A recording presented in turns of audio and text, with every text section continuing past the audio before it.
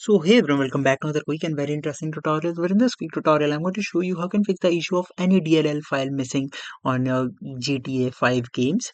Now, in order to fix that, simply open any of the browser you have. Now here, you have to search for GTA 5 DLL files download.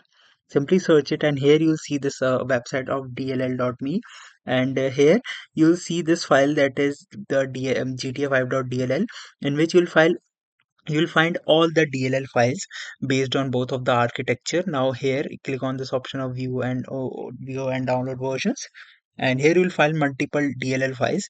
Simply install it as per your system needs, and just here you can see. Or what you can do, simply select a DLL file and locate a DLL file that's showing error on your system. Search for it and open it, and it will fix that particular DLL file, and you can again download it and paste it to the GTA 5 directory, and it will definitely solve the problem. Alright, so that's it for this tutorial. I hope this video will be helpful for you. Make sure to hit the like button and subscribe button for more such helpful and interesting tutorials. See you in the next one. Take care.